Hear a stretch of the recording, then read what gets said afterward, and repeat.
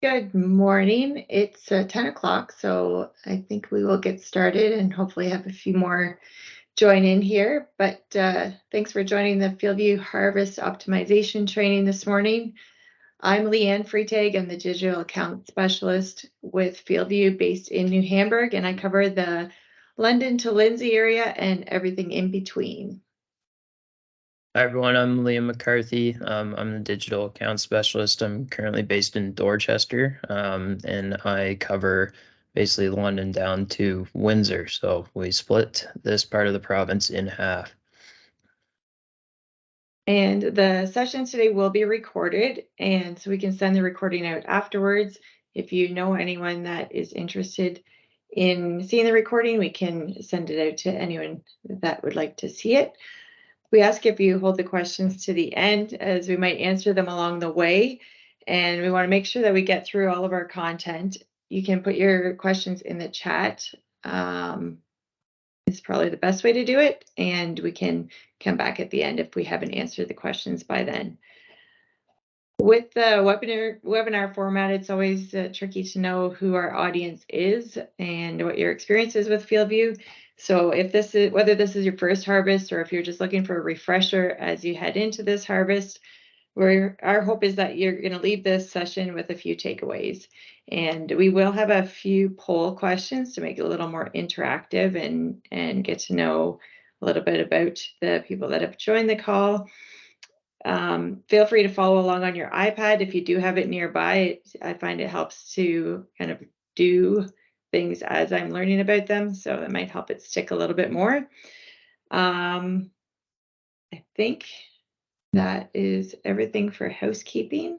So I will head into the agenda.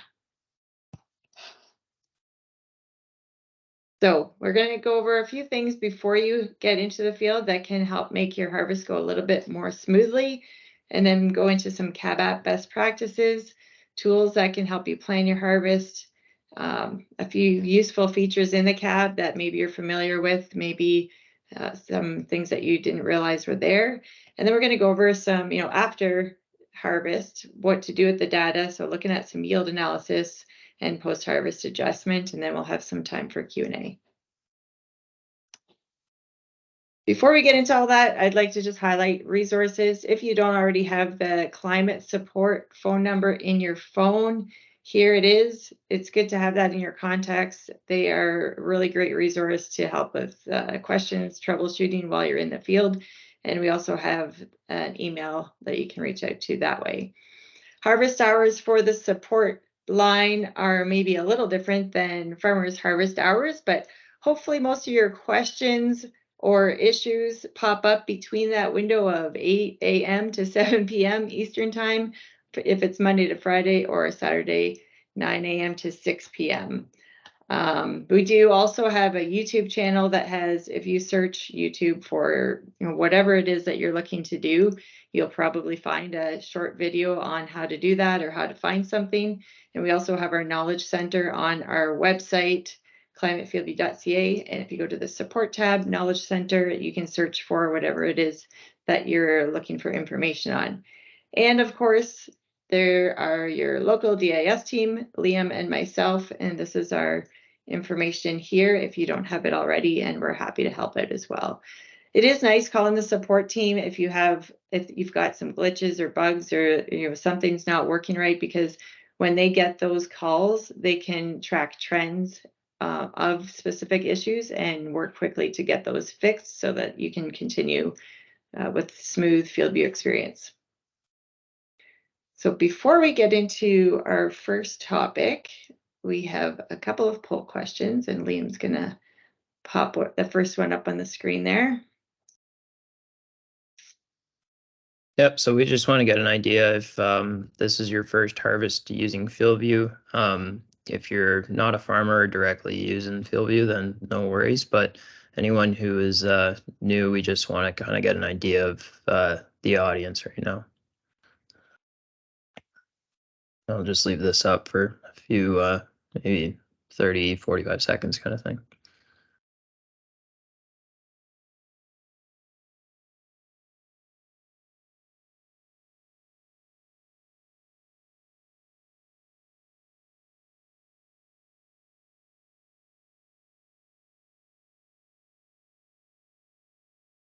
Okay, we got a couple responses. I'm just gonna close this out. So 2 people for not their first time. So right on.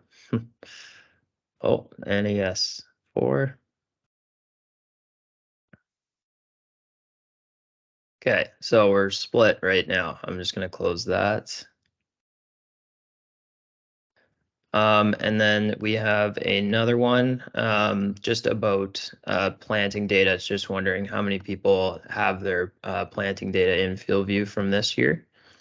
Um, just to see if that's something people would want some tips on if they want to get their field or planting data into FieldView. Um, Trying to get an idea on that.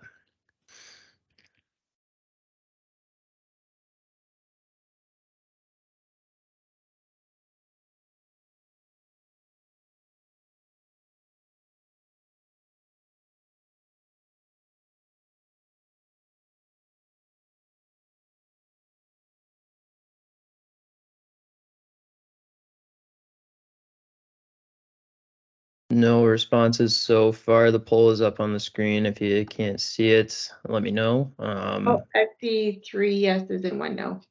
Oh, you do? Okay, nice. Oh, there we go. All right. Maybe just a delay on your end. Yeah. Okay, I'll close that one too because we're matching the responses. So most people have their data in FieldView, but we will still go over that anyways, just to make sure that everyone knows the different methods of getting it in case you missed some of it or all of it. So, Okay.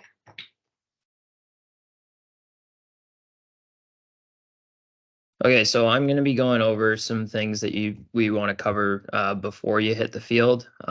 So just some good practices to keep in mind before you get in the combine and get out there. Just a few things that'll make it a little bit easier and more valuable when you're actually harvesting the crop. So the first thing we wanted to cover was the planting data entry. Like I was saying, we're just going to go over those 5 different methods at the bottom of the screen there. So there's the 2020 connected cabs. By that we mean just having the drive in your cab, manual data uploading, API partners, and manual maps. And then we're also going to talk about if doesn't match what you planted, you can contact that support team with that email or the phone number, and they can hopefully get it fixed up for you.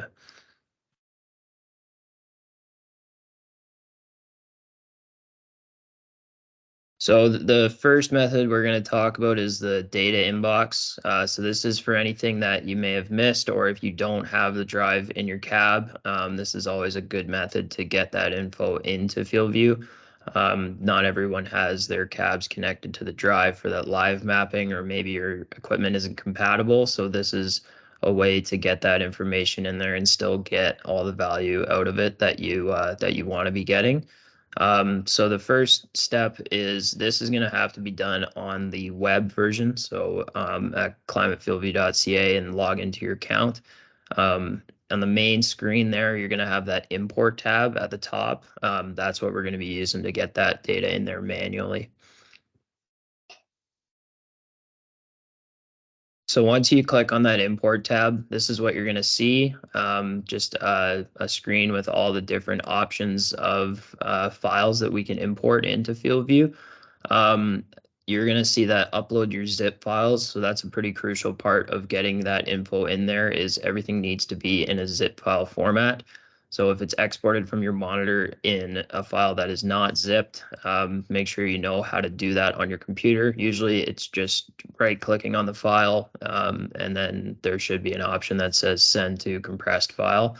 And then it should be compatible with uploading to the data inbox. So as you can see in this one, we've got some files in the planting section. So we're going to look at how that's looking. So this is what it'll look like once you've got your data in the data inbox. You're going to see the different files listed in the list there. You're going to see what crop it is and the hybrid and what year it was assigned to. And then you're going to see if you can import the data into an existing field or if you need to import and create a new field. So if this is data that is the first time that you ever uploaded for that field, it's gonna make a new field for you, and you can pick the field client and farm that you want it called. This is also where you can assign crops or hybrids. So if you've uploaded it, say you didn't assign a hybrid in the monitor, then you can assign that crop in the data inbox to make sure it gets assigned to the right crop. And then same with hybrid. So if you haven't assigned a hybrid, same deal. Um, the other thing I wanted to cover in here is that button at the top, or the section at the top where it says 2 issues detected. Um, a lot of people have problems where if they're importing data or through an API, they will see that issue, and usually you can resolve those issues without any problems. Sometimes if you are uploading and you don't see any of the files under one of these tabs, but those issues are detected, then there might be a problem with the file, and you should probably contact the support team to get that fixed. They can typically make files compatible with uploading if they weren't in the first place. So good thing to review those, but a lot of the times it's just duplicate files and you can clear them out. But if you are genuinely having problems getting stuff uploaded, then contact the support team. The next way to get data in that we're going to go over is connecting to API partners, mainly the John Deere operations account. So I just wanted to quickly highlight how to do that, and just bring awareness that it is a feature still. So the first thing you're going to do is on the web version again, go to that settings button in the top right, and you're going to click on the account option. The first page that you get to is just going to have all your accounts information there. You can scroll down to where it says connected accounts, and you're going to see My John Deere and Claas Telematics. For the John Deere option, you just click connect, and then it's gonna bring you to that screen below where you're gonna set up that connection. You're gonna have to have an active John Deere operations account because it's going to bring you to that login page for the JD Ops account. And then you go through those options on the John Deere side to make sure that the connection is set up. And then the big thing that you want to have turned on is that retrieve field data option there at the bottom. You're going to want to make sure that's turned to on, because that will continuously pull data in from John Deere Ops into your data inbox. So anytime you're importing data from John Deere Ops, it's going to go to your data inbox, and then you are going to have to import it yourself. So it doesn't automatically upload to your maps. You still have to do that step of going into FieldView, going to that import tab, and then importing all the data. Usually it is as simple as just clicking the import at the bottom and everything's going to come in.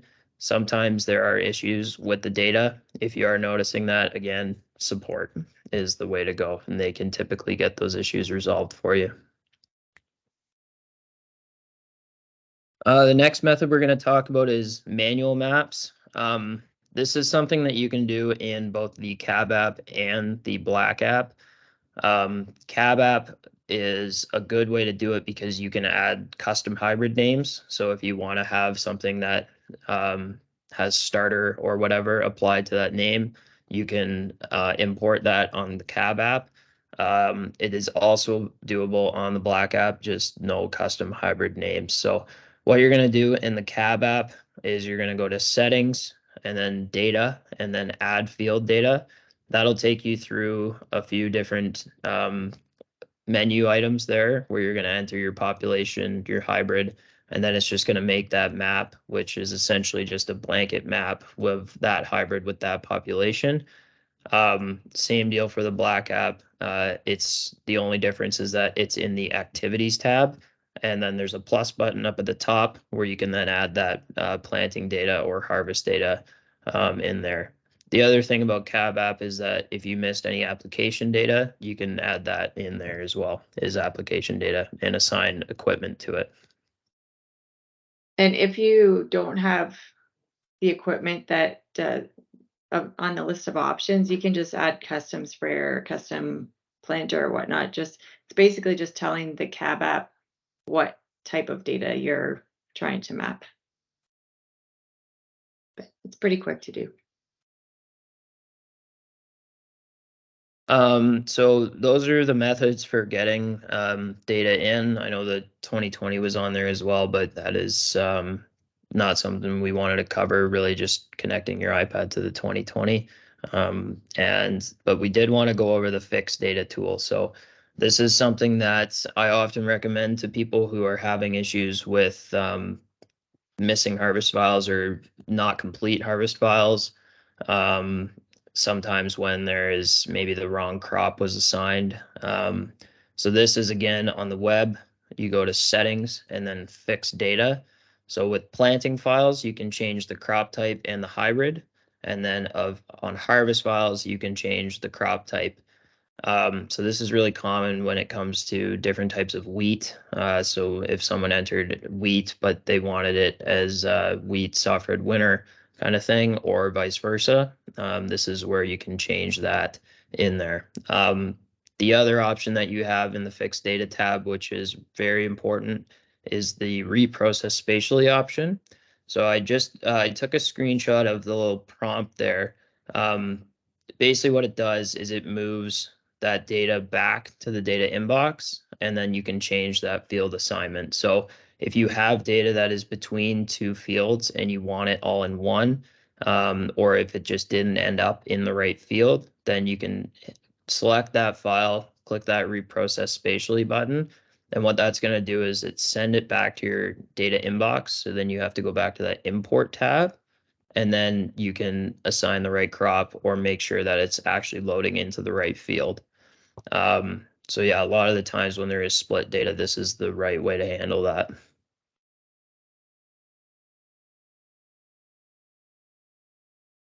Another thing that we wanted to cover and is very important for a successful harvest is our boundaries. So it's a good thing to do in the spring. It's a good thing to do before harvest as well, is make sure your boundaries are accurate. Important to note that all the edits need to be made on the web. But yeah, once you've got those boundaries accurate, it makes switching between fields a lot easier, and it just increases that data accuracy because the data is not going all over the place. I've just got an example of a fairly common scenario down at the bottom there, where the boundary it covers a large area because maybe the operator was collecting data in one field, and then they switch to the next without changing it, and it's just all over the place. So you can use that fixed data tool to reprocess that spatially, that data that was all over the place. And then you can make sure that you go in and change that boundary, because otherwise there's going to be a lot of overlap at different farms, and making sure that you have that nice and tight to the actual field boundary is really important. So if you log on your account and you see something looking like a giant triangle between a few different fields, check where the data is, if it's between a bunch of different fields. And if it is, then you can reprocess spatially and then fix the boundary. So if you go to your list of fields, then you'll see beside the field name, it looks like a pencil and paper. And you just tap on that to get to this view here. The other thing you can do if you've got duplicate boundaries is if you go to your field list at the bottom, it's going to give you the option to manage your fields. So you click on manage fields, and then you just select the fields that you want to merge into one boundary, and it gives you the option to merge. It's pretty self-explanatory once you get yourself to that point.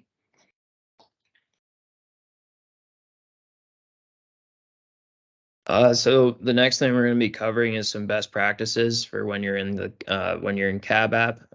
Just going to be covering some recommended versions, how to get connected, so just the basics of connecting your drive, and then some connectivity troubleshooting, which is a common theme. So we'll get into that. So this is the most up-to-date recommended versions that we have. Currently, Cab app is at 12.3.1.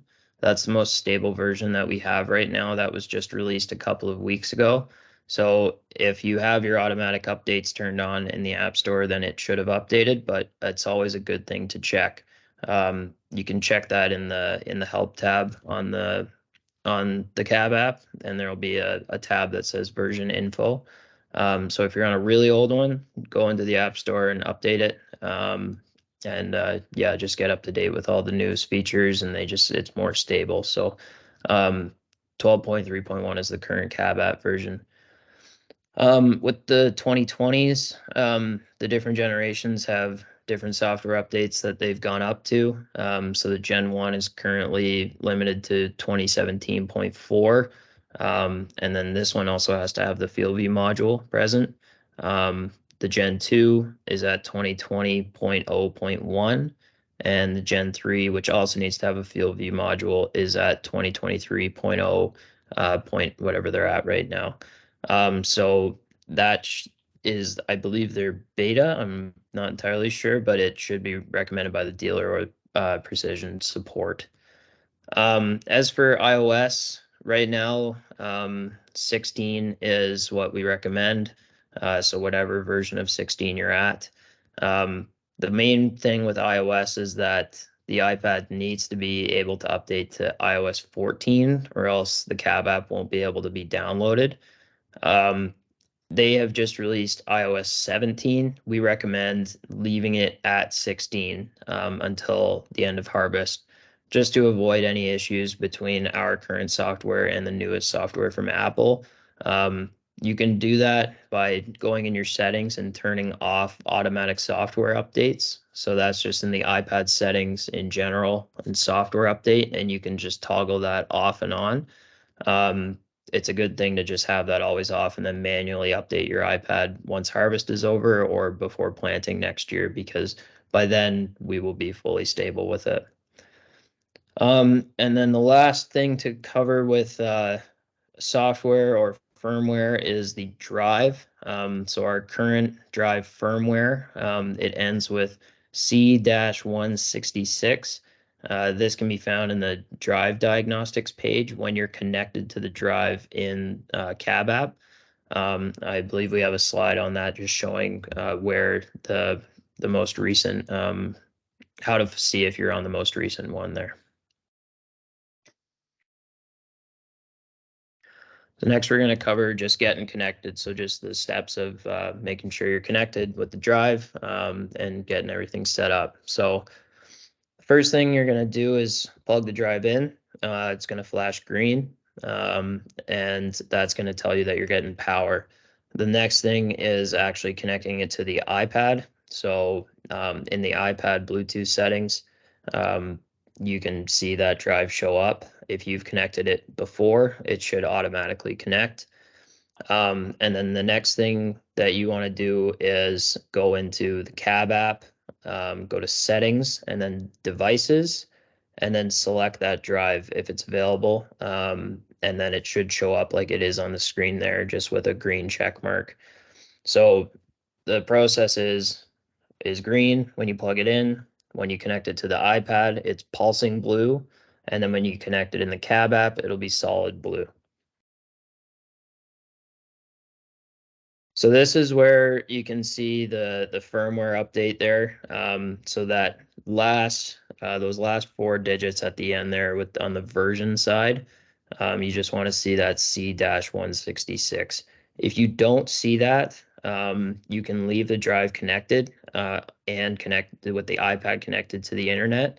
So if you've got Wi-Fi in the shop, or if you just get close to the house and you just leave the drive connected to power and connected to the iPad, it will automatically update to that C-166. So there's no button to press that says update firmware. It just needs to be on the internet connected to the iPad and just needs some time. This page here, the diagnostics. So you get to this by tapping on that drive, whatever one has the green check mark beside it. You tap on that, and it'll bring you to this page, just some information on the drive.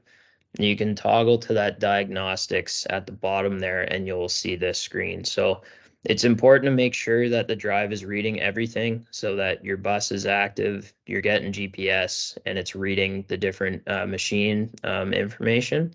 So engine, moisture, header height, mass flow. Um, it's just a good thing to double check that everything's coming through and that it's looking accurate. The next step, once you're positive that the drive is connected, is to set that equipment as active.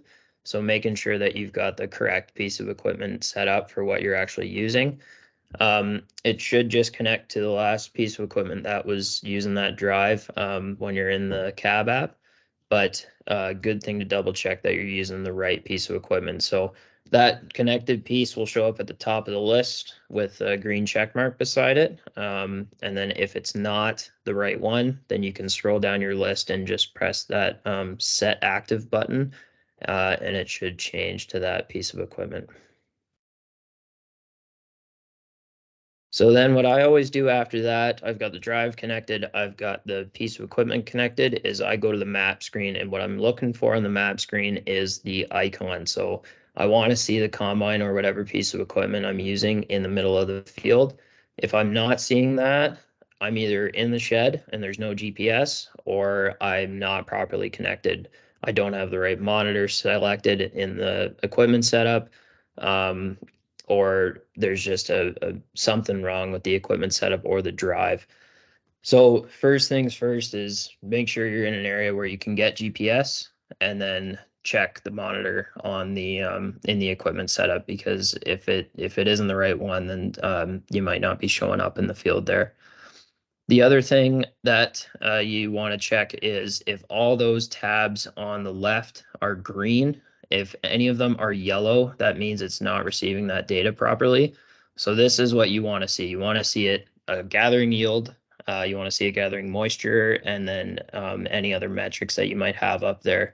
Just make sure the screen looks green, and you should be good to go.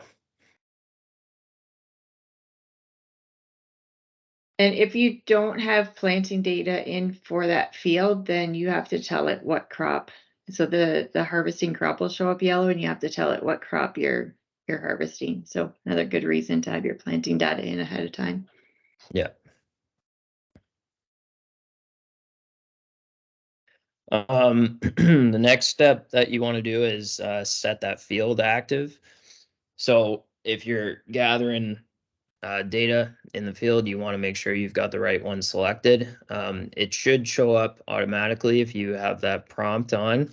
When you're approaching that boundary, it will say, "Are you in this field?" And you can select yes, but just a good thing to double check that you are in the right field.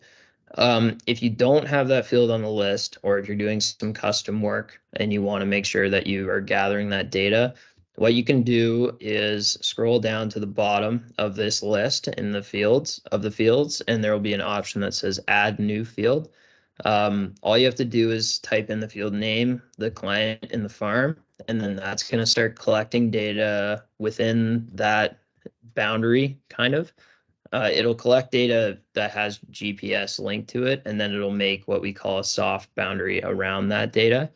An important step after you have cloud synced and offloaded all that data is to go back on the web and edit that boundary to make sure that it's tight around that data and is actually accurate. Because basically what'll happen is it'll give you a large square around that data. It's not typically very accurate around all the edges and stuff like that. So always an important step if you are adding fields on the fly to go in and check it on the web.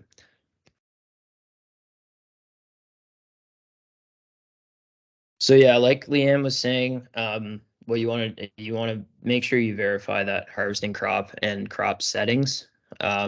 So like Leanne was saying, with the yellow at the bottom, if you don't have that planting data in there, it's not going to know what you're harvesting. So you want to select that harvesting crop at the bottom, pick your crop, and make sure that the crop settings are what you want them to be. So they're all standard for the different crops. But if you want them to match your combine settings, if you have different settings in there, then you can change those by just tapping on that crop and then tapping the drop down, and it'll have however many crops it has, and you can edit the settings for each of those. The next thing that's really important for harvesting and making sure that you're all set up to gather all your data is setting the head height. Basically, what head height does is determines if you are combining or not combining, according to FieldView. So if you are above this max harvesting height, it's going to be mapping 0 yield. And if you are at or below it, then you will be gathering yield data. So how we recommend doing it is when you're connected to the drive, connected to the equipment, go into that map screen, tap on the head height option at the bottom there, and that's going to bring up this screen in the middle where then you can set that head height. So if you tap that set button, you can raise the combine head slightly above the max height of where the crop's going to be harvested. Then you tap next, and then you lower it slightly, and then you tap done, and then your max header height will be set. Another way to do this is just to verify, because your combine should have that setting in there. Verify that it's matching what your combine is saying. Just because if you're used to those settings, then that's when you're going to be gathering yield, and then it'll match up with the machine. This will also be reading in the diagnostics tab. So if it's not reading, it's important to go back to that diagnostics tab on the drive and make sure that it is reading in there if that section of the diagnostics is green. So yeah, like I was saying, there's just a nice visual on how the header height works. So you've got your max harvesting height of 42%. Above 42, it's not going to be mapping. And if it's at 41 or lower, it will map.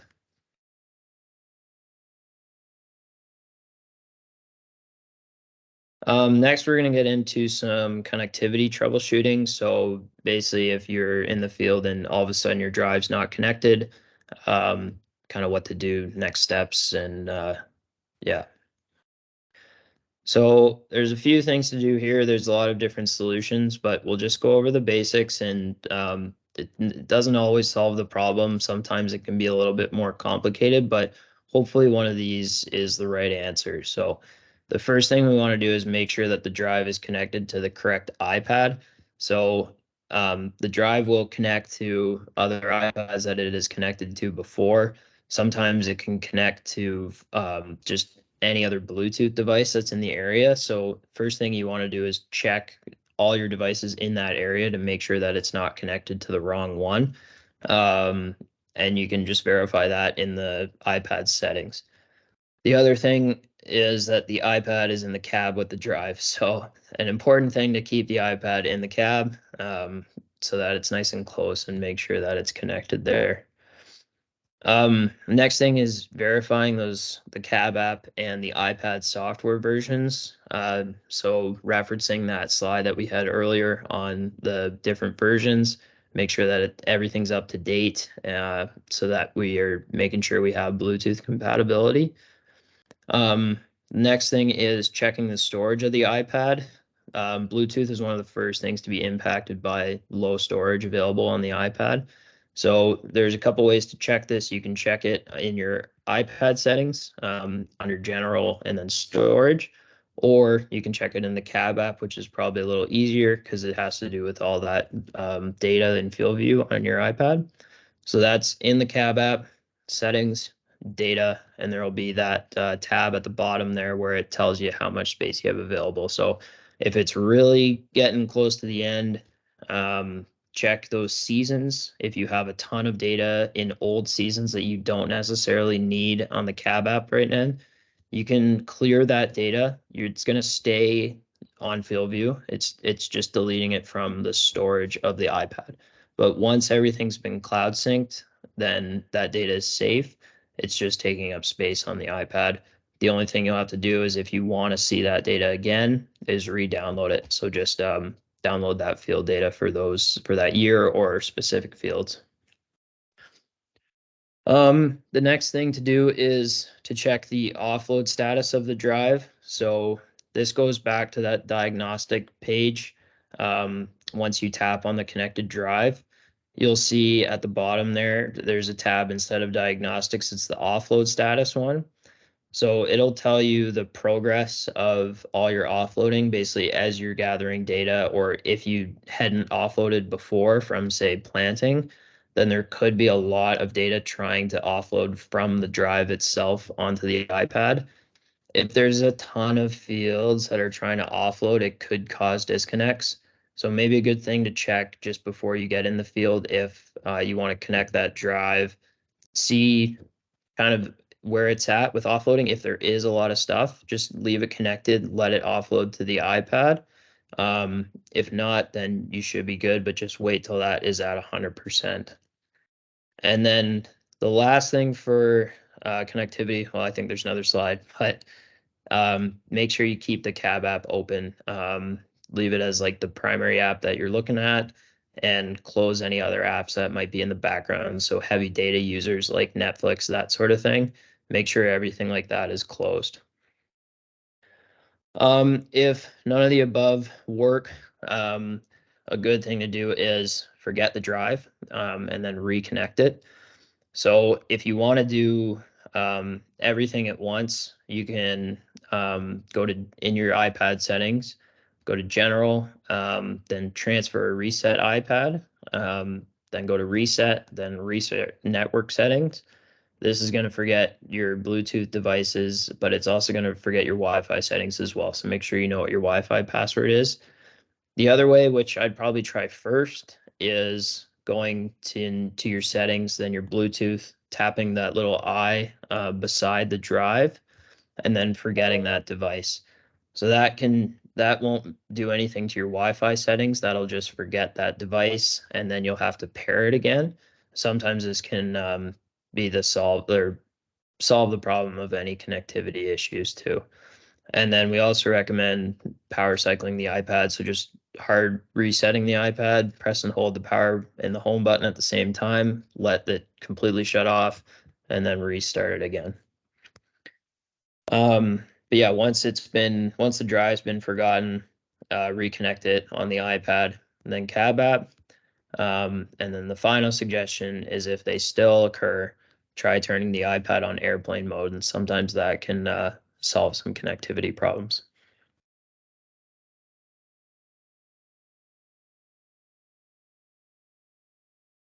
Okay, so I'm going to give Liam a break here from talking, and I'm going to go through some useful features in the cab app, and then Liam's going to be back on to talk about the last few things. So a few things with prioritizing harvest, load lists, harvest metrics, split screen, shared swath, and yield analysis. So some of this is in the cab app, some is actually in the Black FieldView app. The first one I'm going to go over is in the Black app, the FieldView app that you can see the icon here. This one you can use on your phone or on your iPad. And this is where, we talked about the importance of having good, accurate boundaries. When you're using imagery, the more accurate the boundaries, the more accurate your imagery is going to be, particularly with the scouting imagery, where it's looking at the 5 zones within that field boundary. The one time that I will use the vegetation imagery, so I usually use the scouting imagery, but the vegetation imagery comes in really handy. So this is your NDVI images. If you go to the overview in the Black app and field health, and then you get to this screen, and if you toggle over to vegetation, you start to see this kind of imagery. Once you do that, if you go to crop types, you can filter by crop. So if I'm trying to determine where my soybeans are at, trying to prioritize pre-harvest, or which fields are ready to start, instead of having, it's nice to do a crop tour. If you're short on time and you want to get going, it's nice to be able to just get a quick overview of where everything's at. So just for demonstration purposes, we'll pretend that these are all soybean fields. And so if I would filter to my soybeans, I can then go to the left side of the screen, and where it says newest, I can sort by high biomass. This is going to sort all of my fields by highest biomass. So this dark green field would be on the far left. and then it's going to have the most brown in the bottom right. And then I can just see, which one is furthest away from harvest, which one is the closest, and help me prioritize that way. I do also like using this feature in the springtime when I'm assessing overwintering for wheat stands. It's a nice feature to use for that as well. Yeah, and then from there you can prioritize your pre-harvest or your harvest timing by field. Load list. So now we're going to go back to the cab app, and some of you have maybe used load lists in the past, some maybe not. At the bottom of the screen, when you're connected to the drive, you see this bottom metrics pane, and you've got your loads.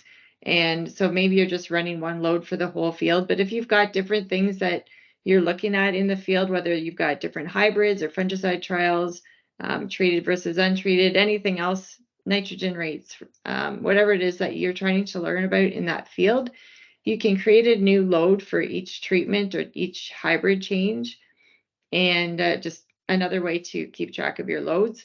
The load list will track your harvested acres for that load, wet weight, average moisture, dry bushels, and your average yield. And then this is what it'll look like if you tap on that load button.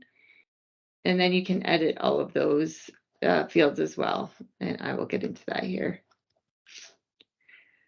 So if you're running a 2020 yield sense in the combine, it's a little bit different than if you're running a drive. So you need to be connected to the 2020 in order to make edits to your loads. If you are collecting data with the drive, then you can do it while you're connected, or you can be disconnected and make your edits that way. If you're editing your load list, it doesn't change any raw data. And those edits will only show up on the load list. If you're doing a post-harvest adjustment, which we're going to get into how to do that later, the post-harvest adjustment will change the data on your load lists, as well as your reports, your raw data, and your maps. So we're going to go through when you're connected to the drive. You would just tap on your load one, and so then you can make a new load by tapping on new load. But then to edit, you're gonna do a tap on the load one, and it's gonna pull up that load list. If you're disconnected from the drive, you can still get to that load list by going to your harvest layer, and then here where it says loads, it would default to yield. But then if you tap on the drop down at the very bottom of the harvest list, you'll see loads. So then you select loads, go to the spreadsheet icon, and it's going to pull up your load list here. From there, you can create a PDF, a nice little report that you can email or print. But But otherwise, you can tap on any of these fields. They don't look like they're editable, but they are. So you can just tap on that and edit the name, the acres, the wet weight, moisture, or the dry bushels. And then that will convert your yield.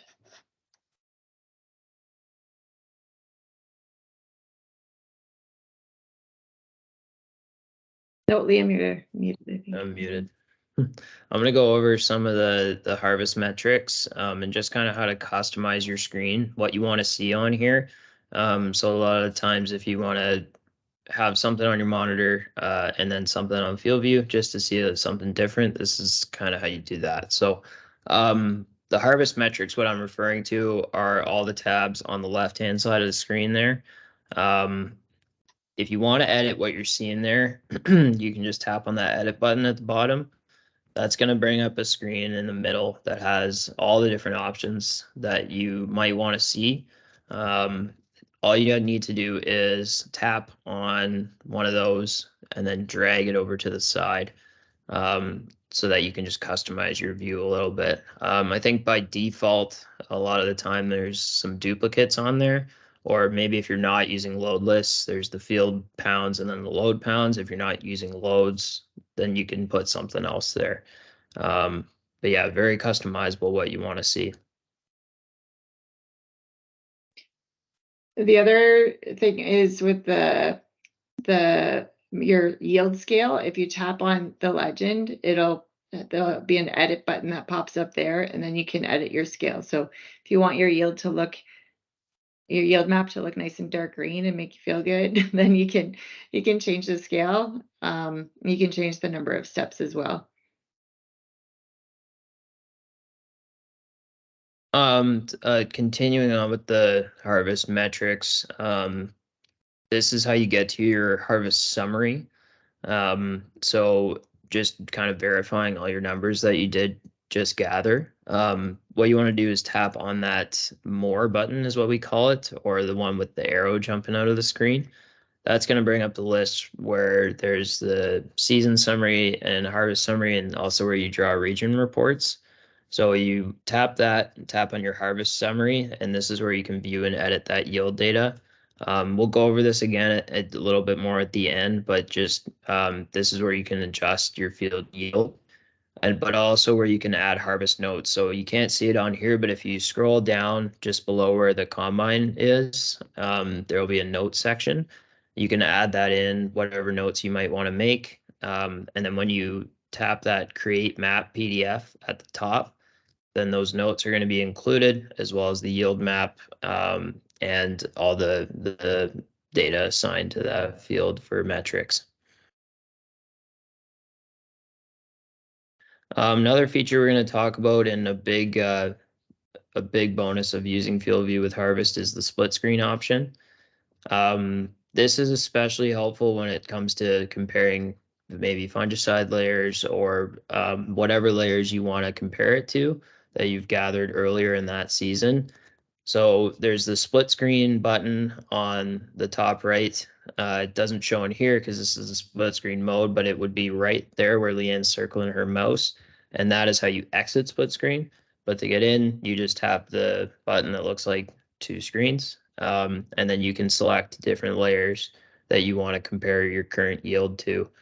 It's limited to stuff that you've gathered from the current season, but if there's any applications that you've done, or different starter fertilizers, whatever you might want to see how that spot in the field is yielding, then you can see that instant data, and make a note of it. We also wanted to cover shared swath. So this is essentially if you have two combines in the same field, and you want to make sure that you're not mapping areas that the other combine has already covered. So when you have shared swath turned on, and both machines are connected to the same account, using the same crop and a few other things, which I'll go over later, it'll essentially not map that area even when the head's lowered. So um, it's not visualized on the screen. You can't see that, like you can't see the other passes, but it will show that you are not. So it'll show like a yield map, and then it'll stop, and then it'll continue on. But you won't see the other combine. It's not like a live thing. It just, but here's a good visual on how it should be working. So it's just a representation, not actually what it looks like, but that the orange path coming towards yellow, yellow is already combined. The orange will stop and then continue on after it goes past the yellow one. And that's if it's working correctly. If it's not working correctly, and that yellow has already gone through and the orange continues over it, that'll be a spot of zero yield, because there will be nothing going through the combine at that point. That's when it's not working properly. So we're going to go over some conditions for when it should be working properly, or how to make sure that it will be working properly. So some of the requirements: you need a cellular connection at least 5 megabits per second. Good way to check your internet speed when you're out in the field is just going to fast.com. It'll pull up a quick speed check. If you've got really poor reception where you at, or literally none, recommend just turning shared swath off for the time being. Both combines need to be connected to the same, or logged into the same account. And they need to have the same client farm field active in cab app, and the same crop. So pretty much identical setups between the two iPads need to be had. This is really important for different types of wheat. So if one guy is seeing wheat soft-red winter on his screen and the other is seeing wheat, they're gonna both need to be wheat, which you can change in that harvesting crop setting there. For 2020 is the yield sense. You need to, in the monitor, make sure that streaming coverage is turned on. So that's in the setup, then systems, displays, advanced settings, and then streaming coverage. And this is just the toggle on and off.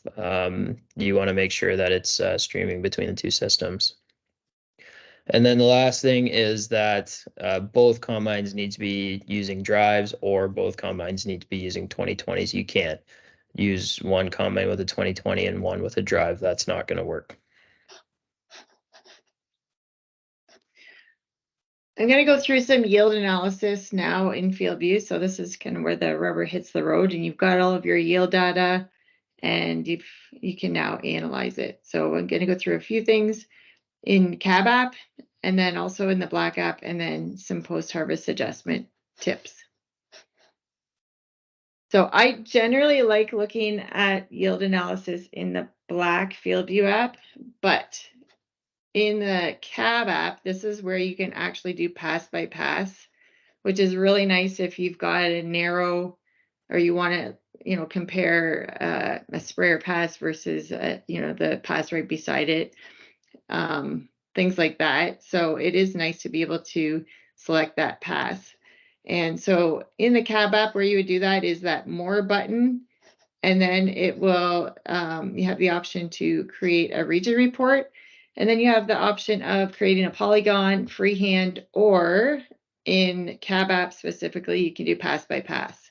So then it allows you to just select each pass. You can make it longer or shorter, and you can be very specific about where you're pulling that data from. You can also flip over to a planter layer, a sprayer layer, and do the pass by pass by sprayer or by planter pass. And it's just going to pull the data from that chunk of the pass. So it's nice for doing really small, thin strips where you want to be accurate. If you've got a bigger area, then so this is flipping back over to the Black app now and doing a region report there.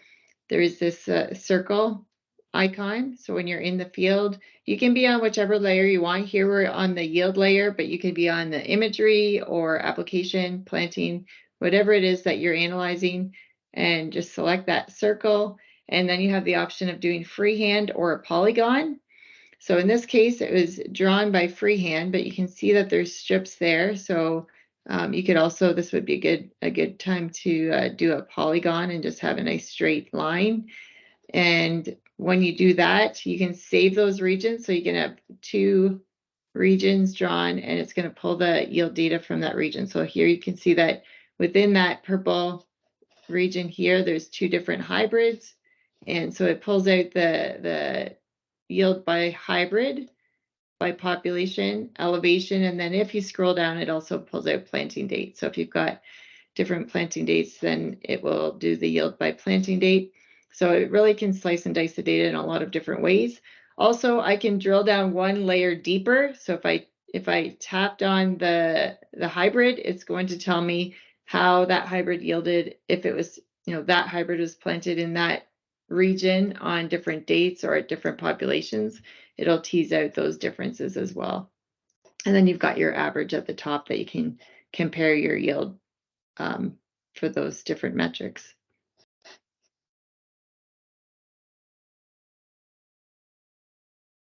And then the overall yield analysis reports are really nice. If you go to the overview tab in the Black app and go to yield analysis, then you get a nice little summary like this. So you can select your year, so you can toggle to different years, crops, and see how, so it's going to give you your average for that operation in that year for that crop.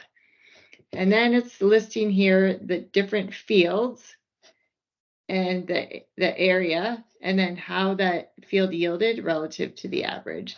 And I think you can drill down one layer to see which hybrids were planted in each field as well.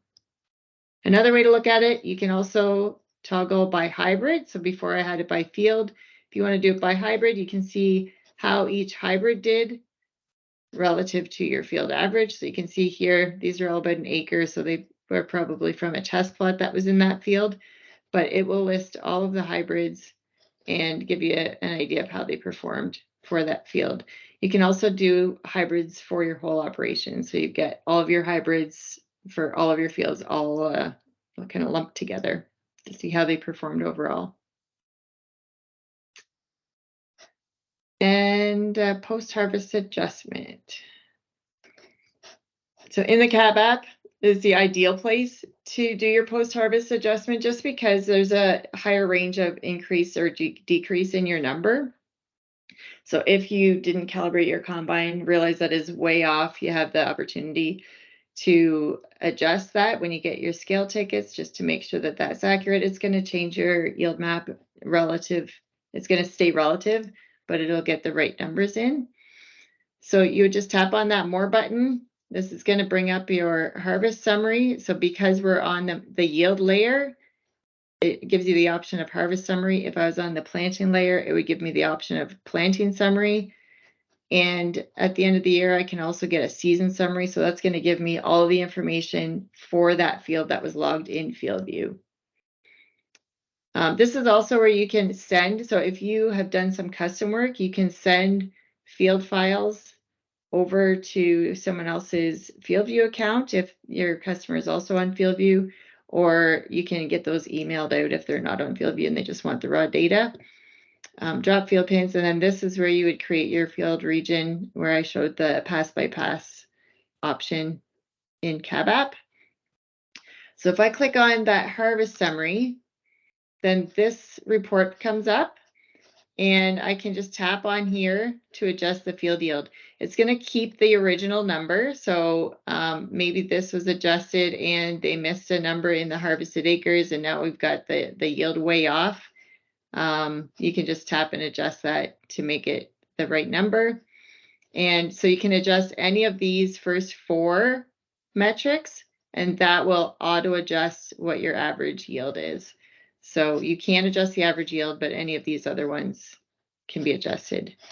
You can also adjust if you've got multiple combines in the field, it's going to look like this. So you'll have the option then to adjust your combine yield. So when there's just one combine, that option isn't there. But if there's more than one combine that was in the field, you can adjust combine yield by combine. So if one was not calibrated, you have that option to get that fixed. And then this, Liam mentioned the harvest notes at the bottom earlier on. This is where that is. And then again, you can create that PDF to print off or email out. You can also adjust in the FieldView app, as I mentioned, but it only allows you to adjust up or down by 10 or 15%. And so there's a limitation there. So you're going back to the yield analysis tile on the Black app and select the field that you want to adjust. Tap on these 3 dots in the corner, and then you can go to adjust field yield. And then that will allow you to, it'll bring up this window here, and you can adjust any of those 3. And again, it'll keep your original numbers.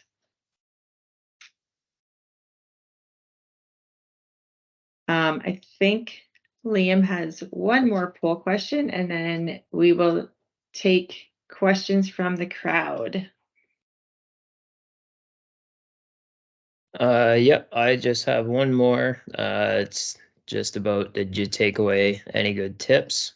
So yeah, let us know if you got something new out of this, if there was too much information, or if you already knew everything and you're good to go.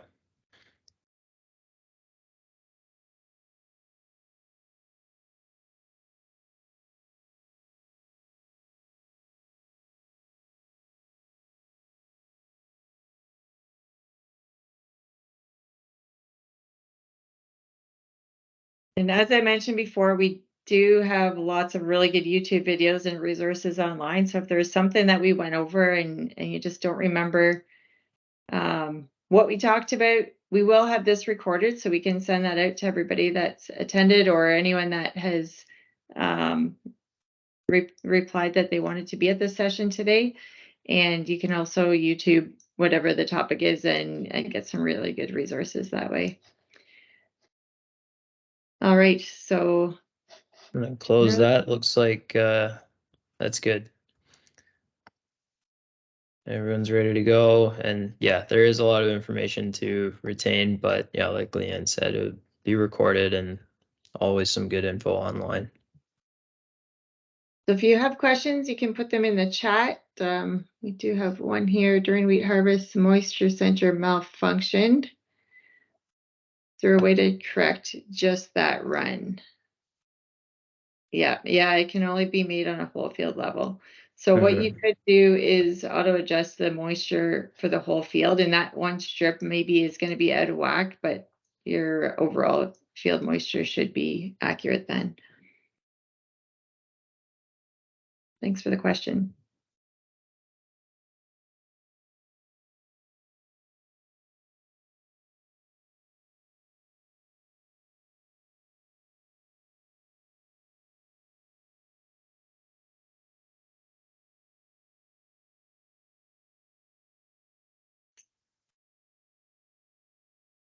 Okay.